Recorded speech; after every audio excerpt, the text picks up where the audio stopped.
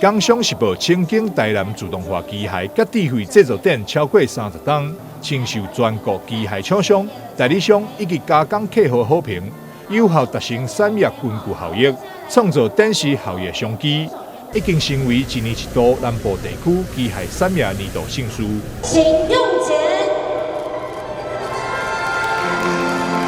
预祝2023台南自动化机械暨智慧制造展开展成功，厂商订单满满。该展览伫去年作为大台南会展中心的开幕首展，满馆展出造成轰动。今年也是以满馆气势登场，是大台南会展中心启用以来2场会当达到满馆展出专业展。今年还是一个满展的展出，总共有超过200家的厂商，有660个摊位。那除了主展馆购以外，我们也开设了第2个宴会厅，我们也拿来用。谢谢各位。那我特别要感谢是经济部跟台南市政府花了这么多钱盖了一个展馆，让我们从原来一个 local 的一个展览机械展览，变成一个国际级的一个机械展。出席开幕也是台南市副市长叶铁山，也特别感谢工商时报办理机械展，为业界提供一个真好的平台，让业者会当互相观摩甲交流。执政党及整个团队，这几年对台南在这些产业的一个支持，提供了一个很好的平台，让我们很多的业界可以通过这个平台，大家来互相交流，不断的一个成长。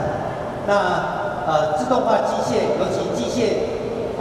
的产业，其实是工业之母工业之母。那机械产业也是台湾少数的造园的产业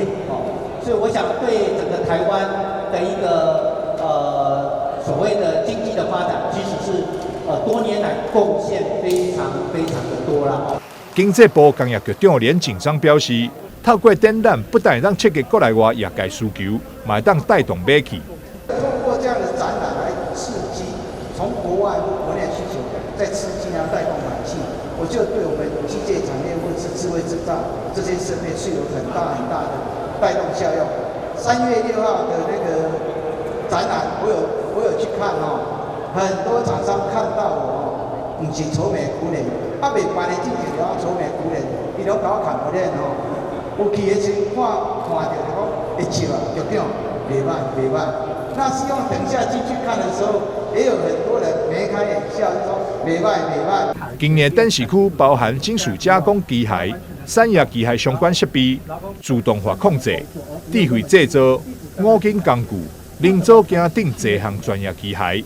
展出摊位超过600家，该展览也是咱台湾规模上大的自动化机械展。展期自4月20号到4月24号展出。主办单位工商时报欢迎业界朋友换证免费入场看展。台南新闻张硕维采访报道。